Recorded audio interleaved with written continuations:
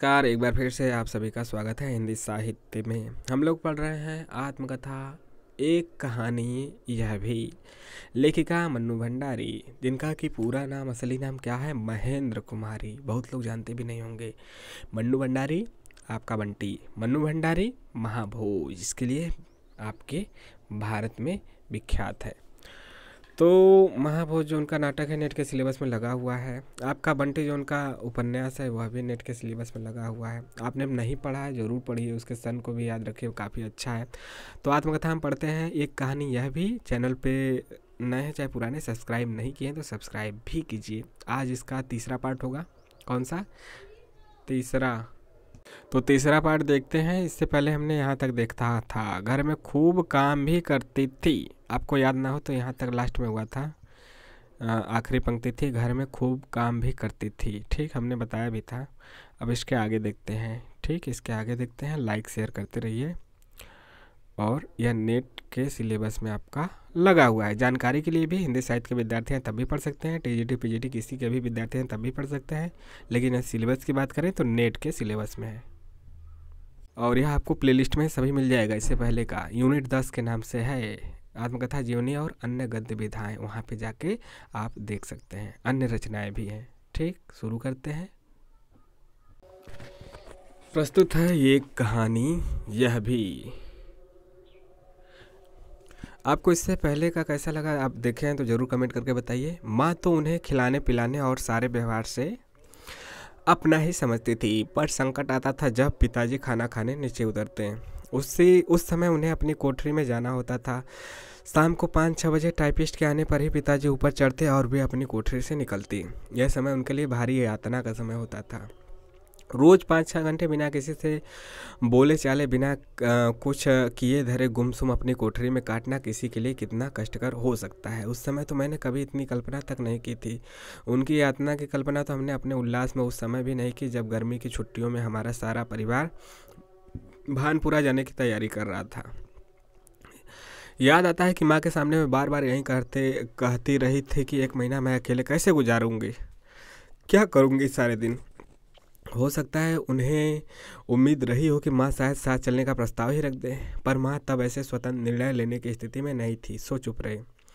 जहाँ तक याद आता है हमारे रवाना होते समय वे शायद रो भी पड़ी थी। उस समय तो मैंने न उनकी इस इच्छा को समझा, ना ही उनकी यातना को। यह तो बहुत बाद में कहानी रचने की मानसिकता ने ही मुझे वह दृष्टि दी। मुझे मतलब मन्नू भंडारी को वह संवेदना दी थी कि अकेली वृद्धा के सबसे जुड़ने की इस ललक को इतनी गहराई से महसूस कर सकूं। और तब बचपन में जाने देखे उस चरित्र का पुनर्सृजन हुआ सोमा बुआ के रूप में। चरित्र के केंद्रीय भाव को अधिक से अधिक प्रभावपूर्ण बनाने के लिए सोमा बुआ को भी याद रखें कि यदि पूछा जाए एक कहानी सोमा बुआ कहाँ पे आई है तो एक कहानी यह भी में।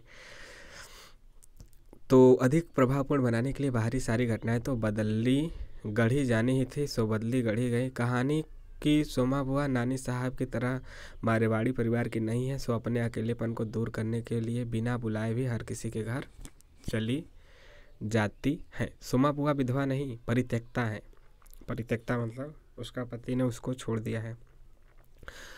वैधव्य आरंभिक दुख के बाद एक स्वीकृत सत्य हो जाता है और उसकी यातना कम हो जाती है, पर परित्यक्ता का दुख पति है बरसात नहीं रखता तो इसमें अकेलेपन के साथ अपमान का दंश और जुड़ जाता है।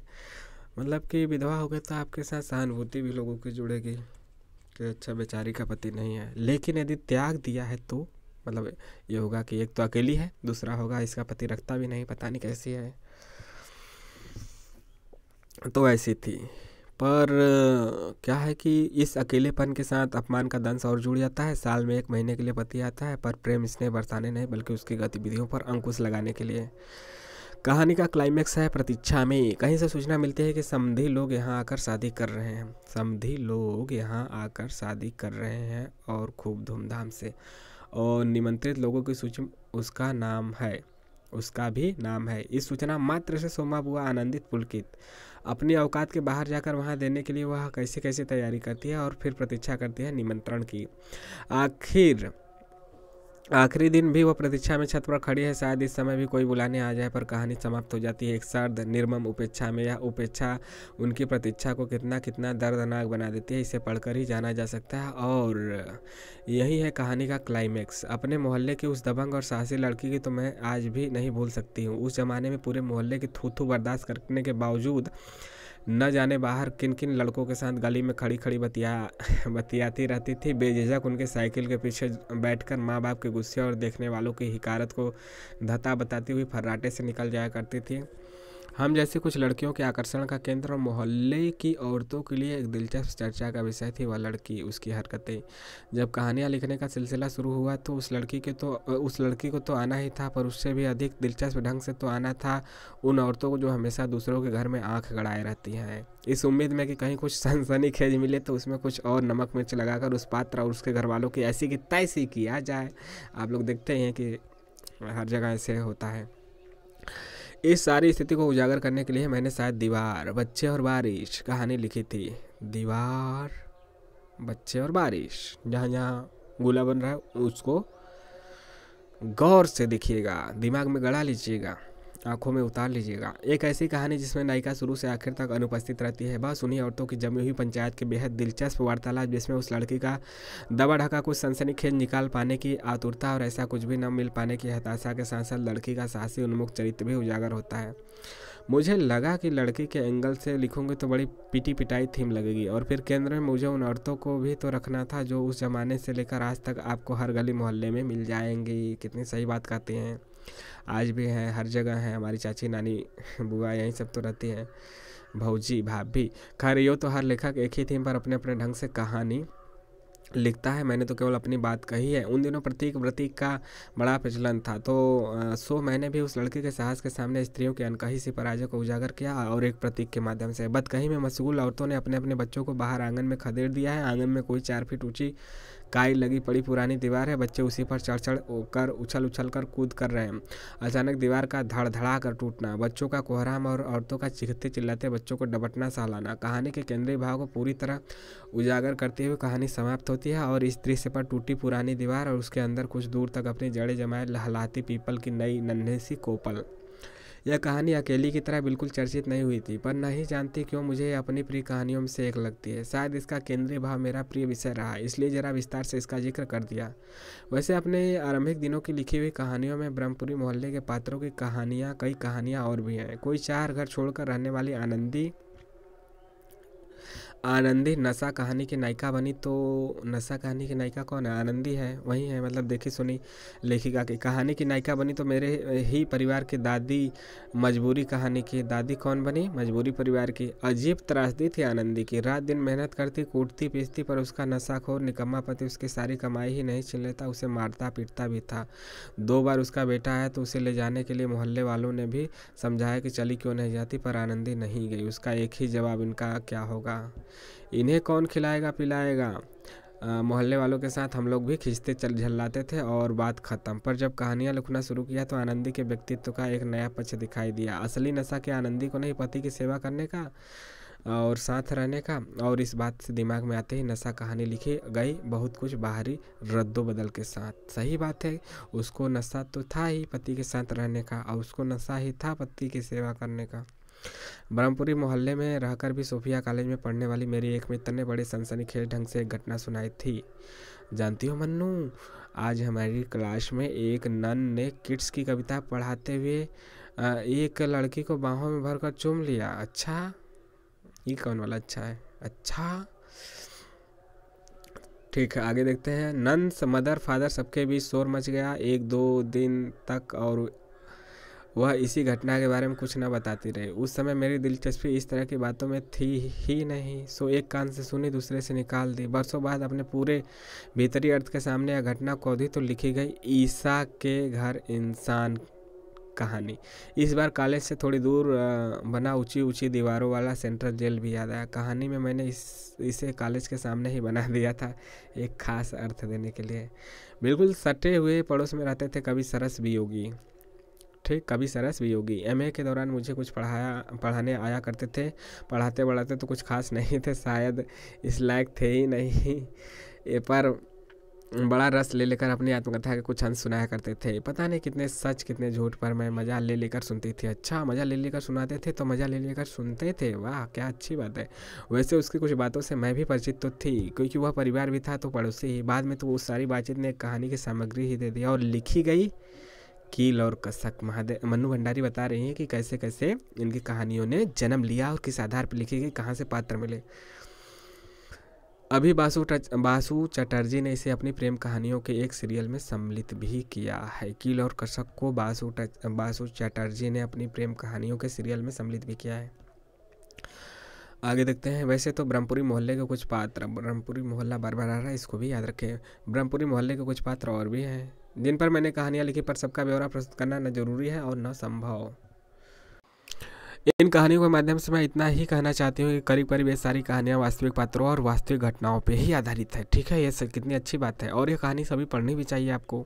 मन्नू भंडारी के आप फैन हैं तो, फैन नहीं है तब भी तो सिलेबस में है और आपको निराश नहीं करेंगे। मैं दावा करता हूँ कि आपको कहानियाँ और इनकी रचनाएँ निराश नहीं करेंगी। आपका समय ऐसा लगेगा कि आपने समय को निचोड़ लिया है, समय का सदुपयोग कर लिया है।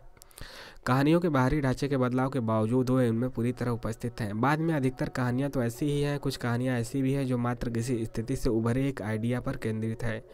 एक खाने आकाश नॉय, हेमंत कुमार के प्रसिद्ध बांग्ला गीत की एक पंक्ति है। ऐसी ही एक कहानी है आइडिया है आहा। ग्राम्य जीवन भी क्या है कि धारणा को ध्वस्त करता हुआ गाँव और शहर का अंतर। इसमें कोई संदेह नहीं है कि गाँव में तारों भरा खुला आसमान है, पेड़ पौधों से भरे खुले मैदान हैं, पर उन सब के बीच ज़िंदगी कितनी घुटी घुटी है। सही बात है, ज़िंदगी मतलब सब लोग अच्छी बात करते हैं कि कितना खुलापन है, कितना वातावरण सही है, आकाश है, लेकिन फिर भी तो कितनी बेरोजगारी है, गरीबी है, कितनी संसाधनों की कमी है, इसकी बात कोई नहीं करता। ज़िंदगी घुटी घुटी है, बाहरी चीज़ों से कितना मतलब अलगाव हो जाता है, न कोई खुलापन, न कोई बदलाव, न बहाव। इसके ठीक विपरीत शहरों में प्रकृति का खुलापन कहीं नहीं है, पर जिंदगी में खुलापन है, विचारों में खुलापन है, बदलाव है, बहाव है। ये तो अंतर है। इसीलिए हर चीज़ का कुछ नेगेटिव और कुछ पॉजिटिव होता है। इस कहानी का सब कुछ काल्पनिक भले ही हो, पर अविश्वसनीय कुछ भी नहीं है। बासु चटर्जी ने इस कहानी पर भी जीना यहाँ नाम से एक फीचर फिल्म बनाई। जीना यहाँ, मरना यहाँ। ब्रह्मपुरी की कहानियों के बाद एकाएक जो कहानी बहुत प्रसिद्ध हुई वह थी यही सच है। मोहन राकेश ने इस पर कॉलम लिखा था। यही सच है। इनकी कितनी अच्छी कहानी है। मोहन राकेश ने इस पर कॉलम लिखा था और यह भी पाठ्य पुस्तकों से लेकर कई संग्रहों में संकलित हुई थी। उस समय जितनी यह चर्चित हुई उतनी ही इस पर बनाई फिल्म रजनीगंधा भी चर्चित हुई। पूछा जा सकता है कि यही सच है पे कौन सी फिल्म बनी, तो रजनीगंधा। वैसे वास्तविक जीवन में एक पुरुष था जो दो लड़कियों के बीच बटे अपने मन को, द्वंद्व को, दुविधा को कभी कभी मेरे साथ शेयर करता था। उसकी सारी बातें मुझे कहानी के लिए प्रेरित तो करती ही थी। अंततः मैंने उस पर कहानी लिखी, पर मुख्य चरित्र उसकी जगह एक लड़की को बना दिया। अब एक लड़की का दो लड़कों के बीच बटा होना हमारे समाज में तो बेहद गोपनीय बात हो गई। एक लड़की का दो लड़कों के साथ, दो लड़के तो एक लड़की के साथ जा सकते हैं, लेकिन एक लड़की दो लड़कों के साथ, ओहो, मतलब उल्टा हो गया था उस समय के हिसाब से। आज तो खैर आम बात हो गई तो कोई बात नहीं। गोपनीय और एक तरह से वर्जित भी सो इसके इस अंदर द्वंद्व को उजागर करने के लिए डायरी फार्म का सहारा लेना मुझे अनिवार्य लगा। यह मेरी एकमात्र कहानी है जो इस फार्म में लिखी गई, इसके कथ्य की ज़रूरत के हिसाब से।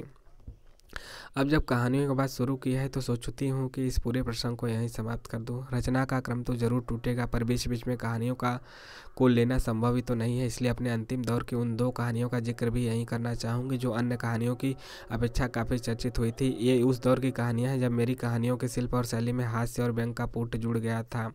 मैंने तो यह प्रयोग की तरह ही किया था, पर आश्चर्य है कि बहुत सफल रहा और मेरी ये दोनों कहानियाँ उम्मीद से कुछ अधिक चर्चित हुई। ये दोनों कहानियाँ हैं त्रिशंकु, आपने पढ़ा भी होगा, सिलेबस में भी बहुत से है। स्त्री सुबोधनी, तो यह काफ़ी ज़्यादा फेमस हुई। नहीं पढ़ा तो इसको आप पढ़िए, छोटा छोटा है। हिंदी मतलब कविता.com पे भी जाके पढ़ सकते हैं। साहित्य ई पुस्तक डॉट मतलब नेट पे जाके पढ़ सकते हैं। हिंदी कविता, हिंदी साहित्य वाले पे। क्रम तो मुझे इतना ठीक से याद नहीं, पर पहले त्रिशंकु ही लूँगी। हम लोग शक्तिनगर वाले मकान, कौन मकान? शक्तिनगर वाले मकान की पहली मंजिल में रहते थे। टू टू टू टू टू टू टू सामने वाले मकान की बरसाती में कोई ना कोई किराएदार आते रहते थे, पर इस बार कॉलेज के कुछ युवा लड़के आए।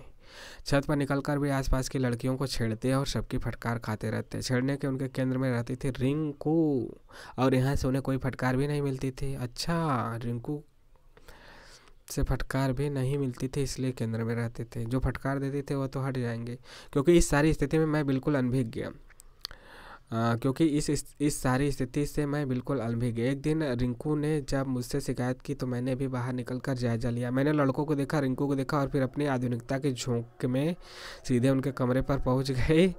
और जब उन्हें चाय के लिए घर पर आमंत्रित किया तो लड़के अवाक। अच्छा, मतलब उनके घर गई और कहीं कि आइए कभी चाय पे, तो लड़के एकदम अवाक हो गए। अरे ये कैसे, लड़के हमें चाय पे अवाक मतलब आमंत्रित कर दी।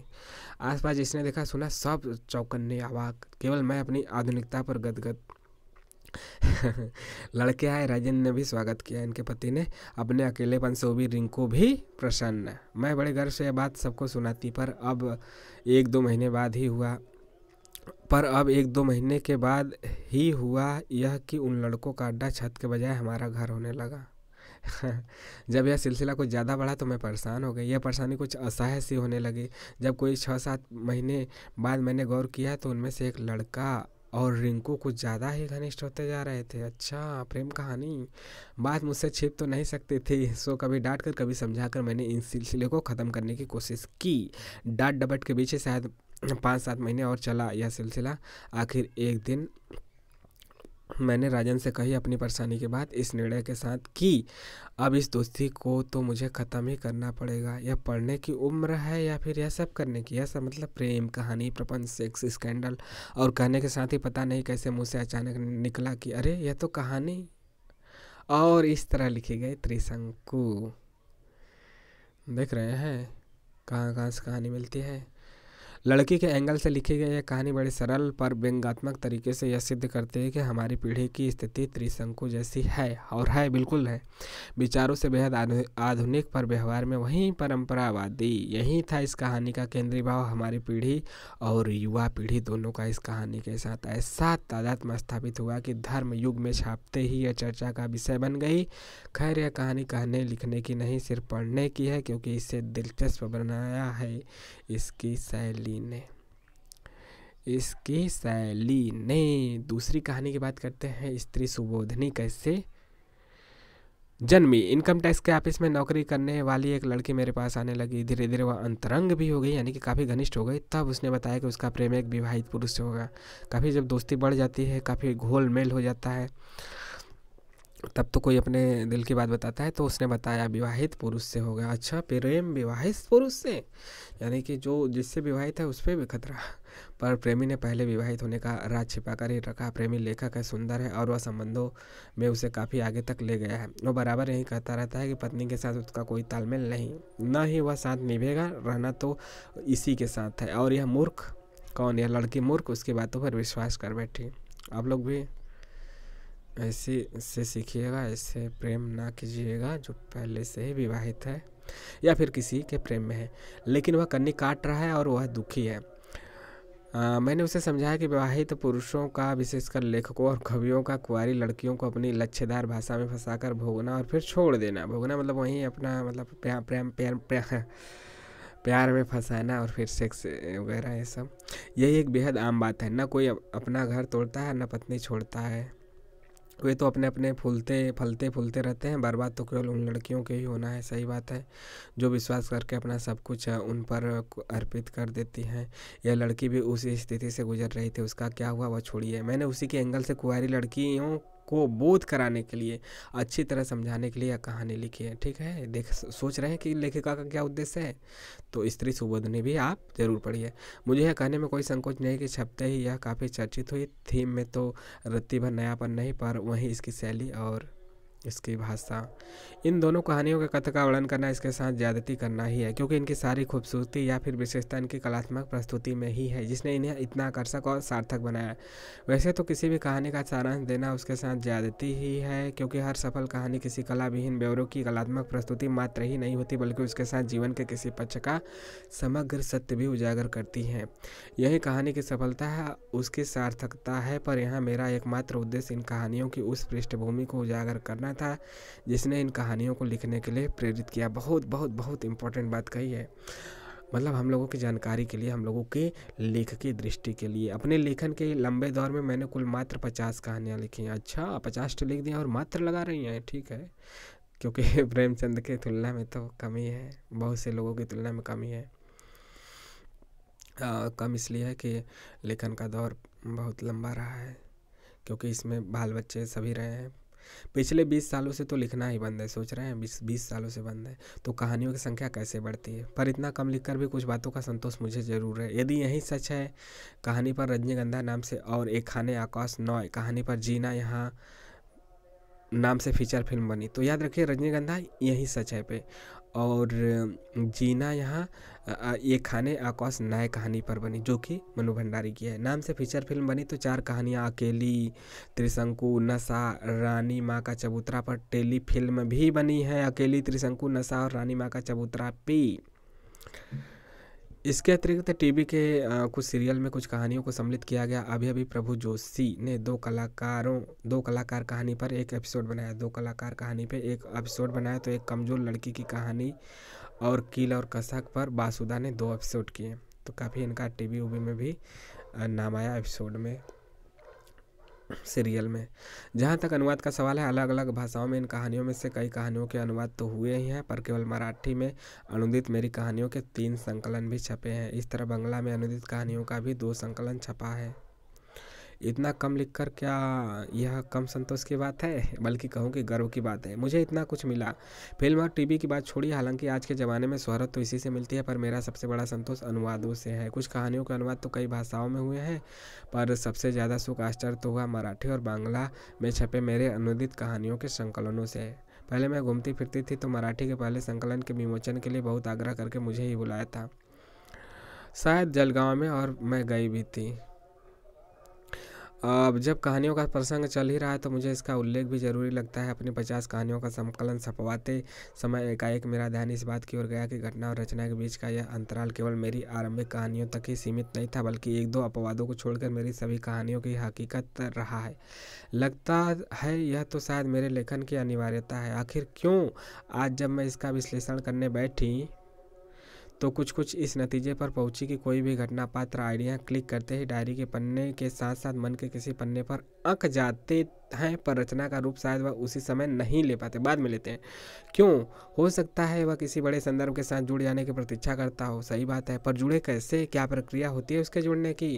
Question mark. शायद जो मन के पन्नों पर उतरता है वह समय के साथ साथ भीतर और भीतर उतरता चलता है, और पता नहीं उसमें कौन कौन से रसायन मिलते रहते हैं कि यह भीतरी मैं न जाने कितने बाहरी मैं के साथ जुड़ता चला जाता है। ये सारे बाहरी मैं उस भीतरी मैं में निरंतर कुछ न कुछ जोड़ते घटाते रहते हैं। बाहर भीतर की यात्रा एक दूसरे में तब्दील होने की प्रक्रिया कब और कैसे घटित होती है, इसका कोई स्पष्ट बोध तो मुझे भी नहीं रहता। बोध तो उस समय होता है जब बाहरी भीतरी अनेक मैं का यह बोध मेरी रचनात्मकता को बुरी तरह कुरेद उकसा कर एक रचना को जन्म देता है।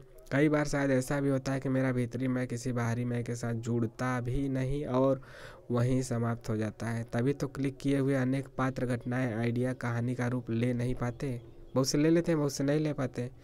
समय के अंतराल की यह अनिवार्यता एक स्तर पर मेरी सीमा भी हो सकती है। कानपुर में पंखे से लटक कर 3 बहनों ने आत्महत्या कर ली।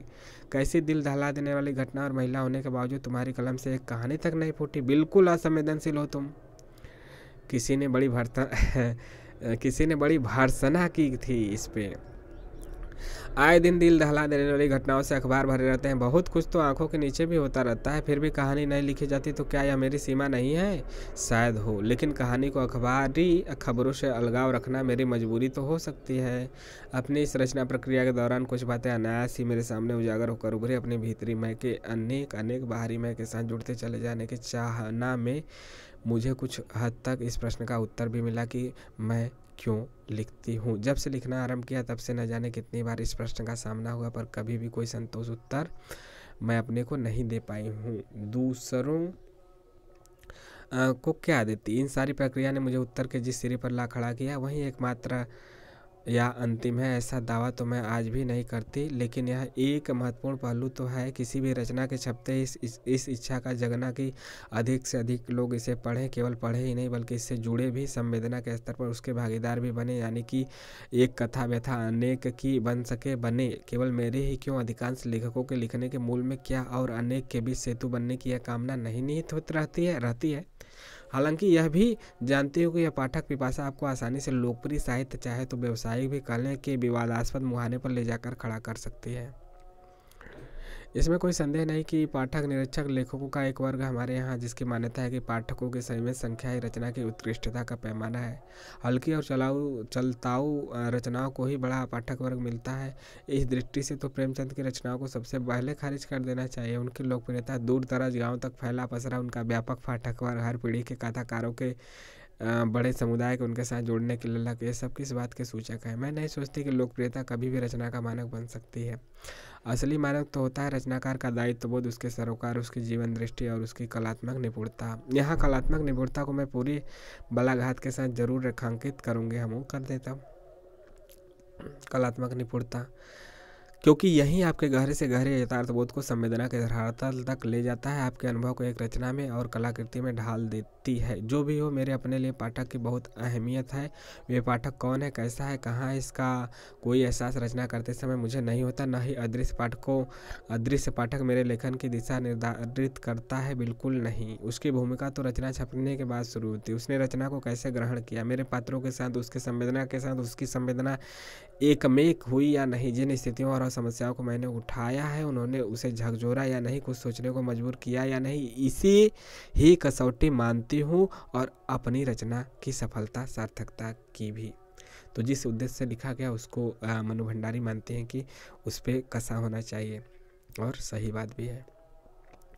आगे देखते हैं, राजेंद्र की मित्रता अब धीरे धीरे दूसरी दिशा की ओर मुड़ चली, और यह परिवर्तन एक तरफा तो नहीं था, उसमें मेरी बराबर की सहमति ही नहीं सहयोग भी था। परिणाम यह हुआ कि मेरे लेखक के उत्साह उमंग में रोमानी रंग भी भरने लगा, जिसे ठाकुर साहब यानी मनमोहन ठाकुर, भाभी जी, सुशीला और सेंगर जी अपनी चुटीली फप्तियों से और चटकिला बनाते रहते थे। अजीब से दिन थे वे भी। मैं यथार्थ के धरातल पर कहानियाँ लिखती थी और सपनों की दुनिया में जीती थी। हम दोनों ने अपने अपने अतीत के कुछ निजी पन्ने एक दूसरे के सामने खोले थे और फिर ईमानदारी के साथ उस सबके पूरी तरह अतीत हो जाने का आश्वासन देकर भविष्य की योजना बनाई थी। राजेंद्र का आग्रह था कि मृतता को संबंध तक ले जाने के लिए वे पहले अपना एक आर्थिक आधार तैयार करेंगे, क्योंकि लेखन की अनिश्चित आमदनी के भरोसे गृहस्थी नहीं चलाई जा सकती। अपनी साहित्यिक गतिविधियों के लिए भी उन्हें दिल्ली ज़्यादा अनुकूल और प्रेरक जगह लगती थी भी, इसलिए मेरी तरफ से भी आपत्ति का कोई प्रश्न नहीं उठा और वे दिल्ली चले गए।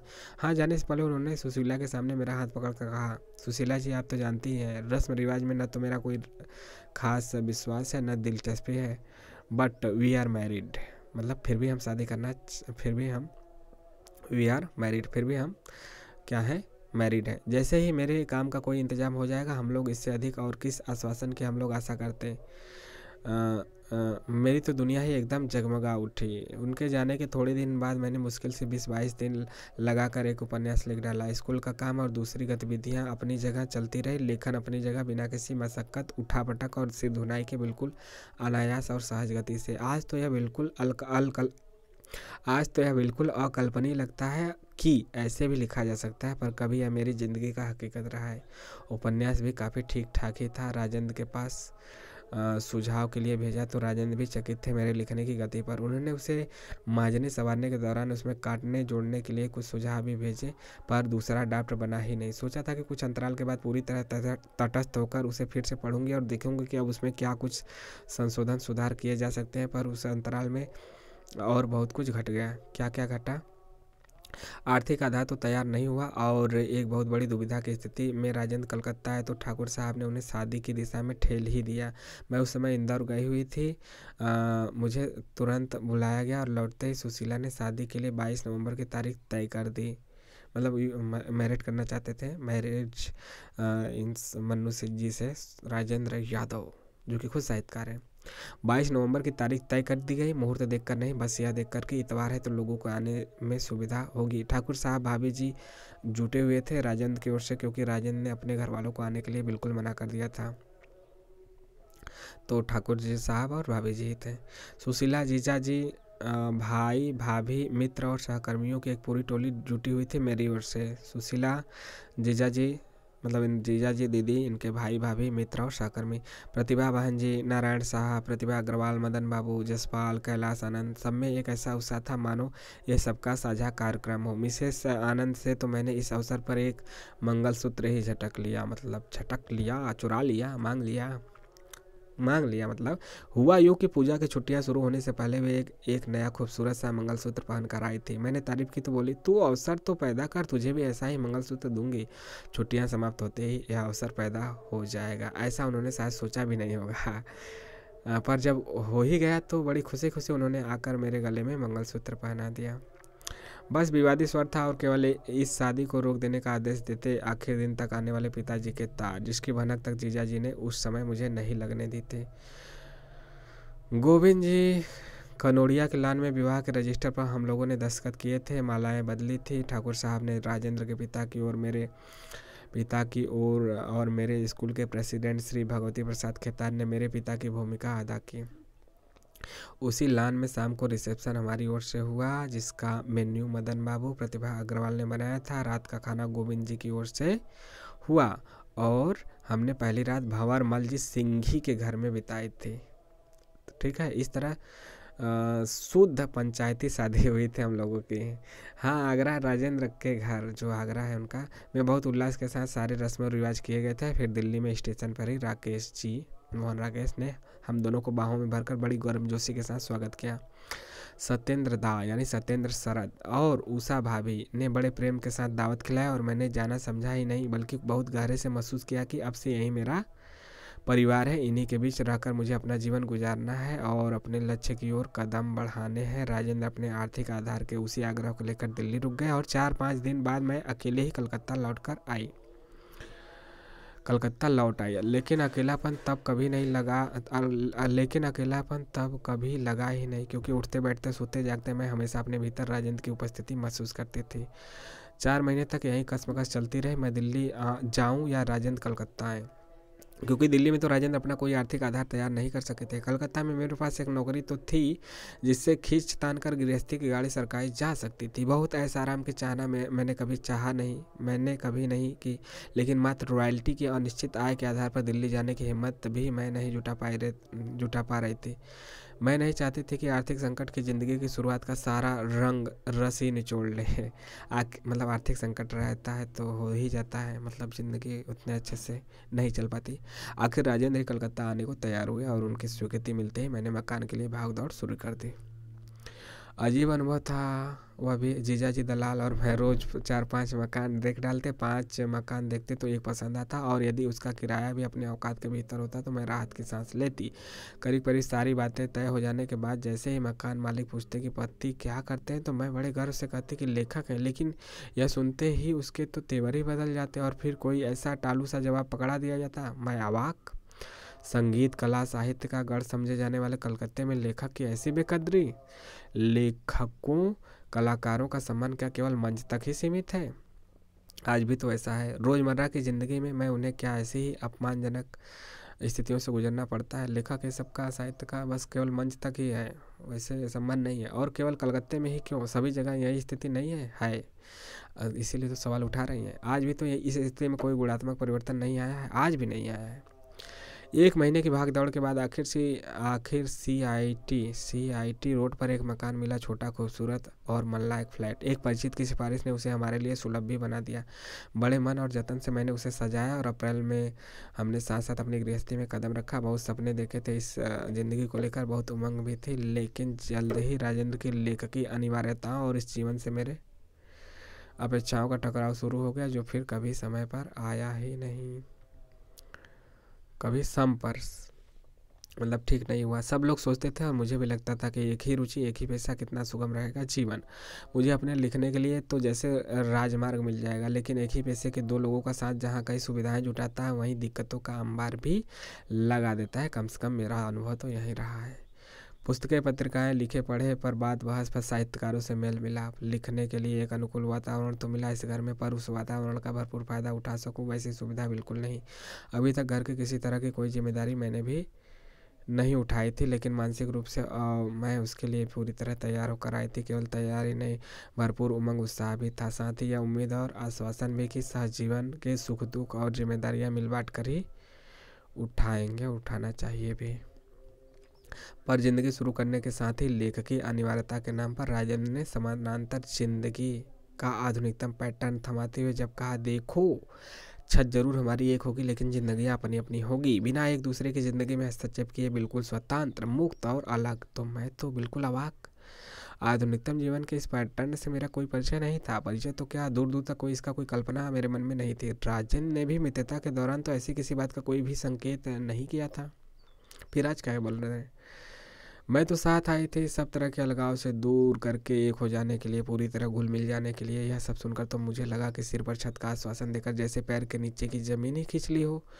एक ही प्रश्न मेरे मन में हथौड़े की तरह चोट करता रहा कि फिर इस छत की भी क्या जरूरत, क्या प्रयोजन था। छत तो राजेंद्र के सिर पर थी और मेरे सिर पर भी। तो इतना तो समझ में आ गया कि राजेंद्र के दिमाग में एकाएक समानांतर जिंदगी की जो यह अवधारणा पैदा हुई है, निश्चित है उसके सूत्र कहीं और है।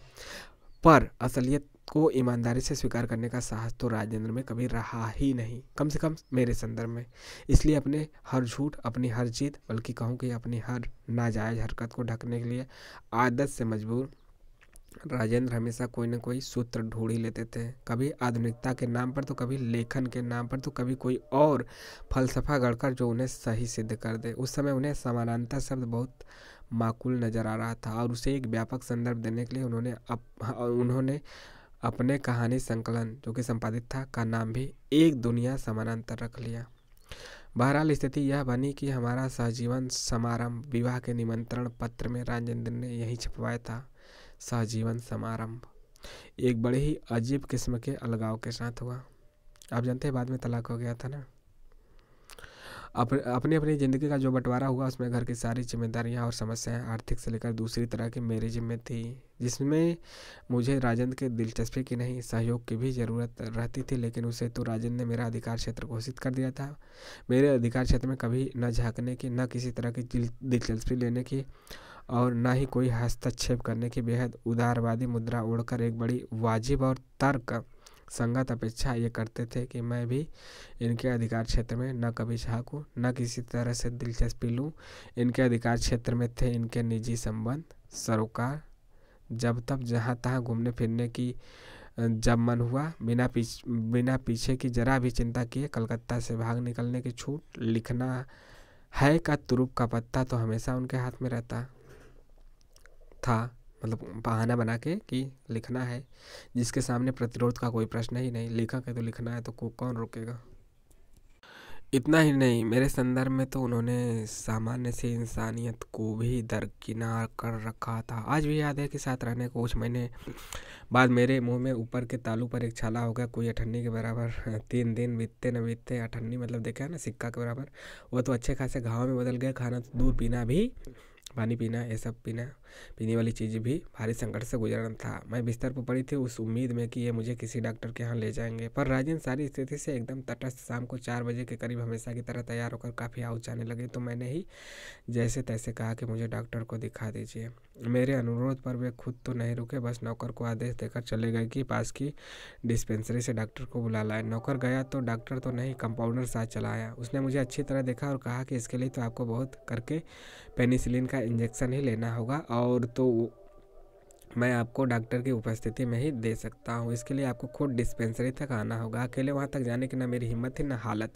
निराश हताश मैं राजेंद्र की प्रतीक्षा करने लगी कि किसी तरह यह 9 बजे के पहले आ जाए तो डॉक्टर के निकलने के पहले मैं वहाँ चली जाऊँगी। संयोग से कोई 8 साढ़े 8 बजे प्रतिभा बहन जी और नारायण साहब मुझसे मिलने आ गए। सारी स्थिति जानकर उन्होंने पकड़कर तुरंत मुझे नीचे उतारा, गाड़ी में डाला और डॉक्टर के यहाँ से इंजेक्शन लगवा कर लाए। पर वे गए नहीं और इंतजार करते रहे राजेंद्र का। नारायण साहब का चेहरा ही उनके क्रोध को प्रकट कर रहा था कि कैसा बेहुदा पति है। करीब 10:30 बजे राजेंद्र आए तो उन्होंने बड़े व्यंग से कहा, कहिए कहाँ से तफरीह करके लौट रहे हैं। उनके व्यंग की तरफ ध्यान दिए बिना राजेंद्र अपने ही रौ में बताने लगे, स्वर में खींच का काफ़ी पुट था। अरे आज भाभी जी ठाकुर साहब की पत्नी का जन्मदिन था, सो मैं कॉफ़ी हाउस से उठकर सीधा उन्हें विश करने चला गया। विश मतलब उनको हैप्पी क्या था, हैप्पी बर्थडे। वहाँ जाकर देखा कि चंदर तो उन लोगों को डिनर पर ले गया है और वे चले भी गए, जबकि वे अच्छी तरह जानते हैं कि मैं चाहे कहीं भी हूँ उनकी सालगिरह पर ज़रूर उनके पास जाता हूँ। बस इन्हें तो कोई भी खाना खिलाने या मौज कराने ले जाए। या फिर यही सब बात किए। गुस्से में राजन ने वाक्य अधूरा ही छोड़ दिया। उसके गुस्से का कारण ही यही था कि इसे लेकर राजेंद्र और ठाकुर साहब में कुछ तल्ख से पत्रों का आदान प्रदान भी हुआ था। एकाएक इन लोगों का ख्याल आते ही पूछा, आप लोगों को क्या बहुत देर हुई? असल में मैं कुछ देर उनके लौटने का इंतज़ार करता रहा, पर जब वे लोग 10 बजे तक भी नहीं आए तो मैं लौट आया। उसके बाद तो नारायण साहब ने ऐसा फटकारा कि बस उस रात शरीर से कहीं अधिक मन की तकलीफ मैं छटपटाती रही। इसी तरह बच्चे होने में कुल 2 माह रह गए थे, मतलब पेट में बच्चा भी था। तभी ये मुझे सुशीला के यहाँ छोड़कर रानीखेत चले गए। देख रहे हो इनकी अथवा।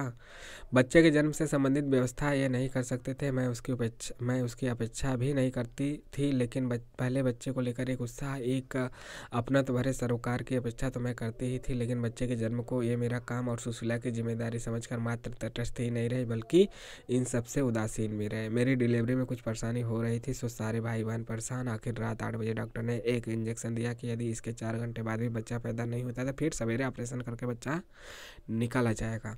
इन दिनों ऑपरेशन आज की तरह आम बात नहीं थी, सो वे 4 घंटे मेरे परिवार वालों ने बरामदे में चक्कर लगा लगा कर ही काटे। लेकिन राजेंद्र, मतलब ऑपरेशन हुआ, राजेंद्र इस सारी स्थिति से एकदम तटस्थ वहीं पड़े एक बेंच पर खर्राटे भरते रहे। रात ठीक 12 बजे बजकर 6 मिनट पर रिंकू, जो इनकी बेटी थे, सहज सामान्य ढंग से जन्म लिया तो चैन की सांस लेकर सुशीला ने कंधा झकझोरकर इन्हें भी उठाया। अरे बेटी के बाप बन गए हो, अब तो उठो। ये सारी बातें बाद में सुशीला ने ही मुझे बताई थी, आरोप के रूप में नहीं बल्कि हंस हंसकर मजाकिया लहजे में। मेरा बड़ा मन करता था कि कभी तो राजन मेरे पास अकेले में आकर बैठे, बच्ची को देखे, पर नहीं, ये तो मिलने के निर्धारित समय पर भीड़ के साथ आते थे और भीड़ के साथ ही लौट भी जाते थे। हो सकता है यह तटस्थता, यह उदासीनता भी इनके तथाकथित आधुनिक जीवन के पैटर्न का हिस्सा हो। जो भी हो, मेरे लिए तो यह सारी स्थिति केवल अकल्पनीय ही नहीं, बेहद तकलीफ देह भी थी। क्यों ना, किसी को भी तकलीफ हो सकती है, किसी भी पत्नी को। बहरहाल मैं न तो आधुनिक जिंदगी के इस पैटर्न से सहमत हो सकती थी और न ही इस बंटवारे से। इनके अधिकार क्षेत्र में हस्तक्षेप तो मैं चाहकर भी नहीं कर पाती थी, पर उसमें झांकने की हर चेष्टा जरूर करती थी जो उन्हें नागवार गुजरती थी। प्रतिरोध का तो मेरे पास एक ही हथियार था, मेरी जुबान। आज इसे कबूल करने में मुझे कोई संकोच भी नहीं कि उसमें छुरी कांटे उगाए थे। मैं गुस्से में भरकर कहानी अनकहानी सब सुनाती थी, जिसे बिना प्रतिवाद किए राजन चुपचाप सुनते रहते थे। हो सकता है उस समय मैं अपने को एक ऐसे कवच में ढक लेते हूँ जिसके परे न मेरा क्रोध पहुँचता था, न मेरी कहानी अनकहानी बातें। यह भी संभव है कि सारे पहनेपन के बावजूद मेरी बातों की सच्चाई को वो भी महसूस करते हों। वैसे इसकी संभावना कम ही है, क्योंकि अपने पक्ष सही या फिर गलत पर अड़े रहने का दुराग्रह भरा हठ राजेंद्र में तब से लेकर आज तक बराबर देखा जा सकता है। फिर चाहे विचार हो या फिर आचरण हो या फिर जिंदगी का पैटर्न। तब बार बार मन में यही उठता था कि क्यों नहीं मैं इन समानांतर जिंदगियों के छत्ते भी समानांतर करके पहले वाली ज़िंदगी में लौट जाऊं। पर अपने प्रति हजार हजार धिक्कार उठने के बावजूद मैं ऐसा कोई निर्णय नहीं ले पाई। क्या मेरी जिन रगों में एक समय खून की जगह लावा बहा करता था अब पानी बहने लगा है, या कि 2 वर्ष की मित्रता में मैं राजन से इतने गहरे तक जुड़ गई कि उनको नकार देना मुझे अपने आप को नकार देने जैसा लगने लगा था, या कि पिताजी की इच्छा के विरुद्ध अपनी इच्छा से की हुई शादी को, यानी कि पिता की इच्छा तो नहीं थी, अपनी इच्छा से की थी, लव मैरिज कर सकते हैं, तो अपनी इच्छा से की हुई शादी को मैंने किसी भी कीमत पर असफल होने देना चाहते थे। चुनौती ही थी या मेरे लिए एक तरह से, वरना मेरा उदाहरण दे देकर शुरू की गई एक सही स्वस्थ परंपरा को गलत सिद्ध करने की कोशिश तो की ही जाती। कि सब लोग कहते हैं, पिताजी भी कहते हैं, देखा मन्नू को अपने मन की करती थी, आज देख रहे हो अलग हो गई। या यह भी हो सकता है कि मुझे उम्मीद थी कि मेरा समूह पर एक न एक दिन राजेंद्र को जरूर बदल देगा, और बाद में टिंकू भी एक बहुत बड़ा कारण हो गई थी। राजेंद्र को ज़रूर बदल देगा। टिंकू मतलब बच्चा हो गया तो फिर एक साथ रहने का सोचेंगे। मैं नहीं जानती कि क्या कारण था, शायद सभी का मिला जुला रूप होगा, लेकिन आश्चर्य तो इस बात का है कि राजेंद्र ने भी अलग होने की दिशा में कभी कोई प्रयास नहीं किया, बल्कि 1-2 बार तो कुछ ऐसी घटनाएं घटी कि स्थिति मेरी सहन शक्ति के बाहर हो गई और मैंने अलग होने का निर्णय ले भी लिया तो आंसू भर भर कर राजेंद्र ने अपने को ऐसा कातर बना लिया कि मेरा सारा आक्रोश, सारा संकल्प उसी में बह गया। अच्छा, राजेंद्र भी खिलाड़ी थे। अपनी ओर से तो उन्होंने ऐसा कदम उठाने का कभी संकेत तक नहीं दिया। इन सारे संदर्भ में राजेंद्र का भी अपना एक पक्ष तो होगा ही। अगर वे कभी लिखे तो जानती हूँ कि मैं ही अपने को कटघरे में खड़ा पाऊंगी, पर वे शायद कभी नहीं लिखेंगे। कथाकार को सीधे सीधे ये बातें लिखनी भी नहीं चाहिए, उसे तो उसका उसे तो उनका रचनात्मक उपयोग ही करना चाहिए। पत्नी की लानत मलानत करके राजन ने अपनी कुछ कहानियों में किया भी है। इस प्रसंग का स्पर्श तक करने के लिए मुझे भी कितने उहापोह, जद्दोजहद, द्वंद्व और आत्मसंघर्ष से गुजरना पड़ा है। मैं ही जानती हूँ, और इसी चक्कर में 1992 में शुरू किया यह आत्मकथ्य साल दर साल स्थगित होता रहा। सोच रहे हैं 1992 में हुआ, तब जाके शुरू हुआ यह, इतने साल बाद जाके पूरा हुआ। बहरहाल ये सब कचोटे तकलीफ़ें तनातनी अपनी जगह चल रहे थे, और ज़िंदगी अपनी जगह। बाहर से सब कुछ सहज सामान्य दिखाने के प्रयास के साथ, हाँ, लिखने पढ़ने की इतनी सुविधाओं के बावजूद इन मानसिक तनावों और भावनात्मक झटकों के कारण मैं उनका भरपूर उपयोग नहीं कर पा रही थी। कोई भी नहीं कर पाएगा, कोई भी नहीं, मतलब ज़्यादातर लोग नहीं कर पाएंगे, क्योंकि थोड़ी सी निश्चिंतता, थोड़ा सा लगाव और सरोकार भरा सहयोग, थोड़ा सा तनावमुक्त और बेफिक्री भरा समय तो मुझे भी अपने लिए चाहिए ही था। और कम से कम इस दिशा में तो राजन जरूर प्रोत्साहित करते थे, इसलिए थोड़ा बहुत लेखन चलता ही रहा। लेखन में यानी प्रोत्साहित करते थे, जो भी जैसा भी। और यह लेखन ही था जो सारे संकटों में मुझे थामे रहा था। मतलब ध्यान उधर गया और इन संकटों से ध्यान बटा भी, और लेखन में वह परिणित हुआ, तो लेखन ही तो थामा था, इन समस्याओं को बैलेंस बनाया था जीवन का। तो आपको यह तीसरा पार्ट आपको कैसा लगा ज़रूर बताइएगा, और चैनल को सब्सक्राइब नहीं किया तो सब्सक्राइब भी कीजिए, कमेंट जरूर कीजिए। सुझाव और आपके जो भी सवाल हैं वह कमेंट के माध्यम से पूछ सकते हैं, टेलीग्राम से भी जुड़ सकते हैं। मिलते हैं नेक्स्ट वीडियो में। जय हिंद, जय भारत। सब्सक्राइब भी कीजिए और लाइक शेयर भी। आपका दिन शुभ हो।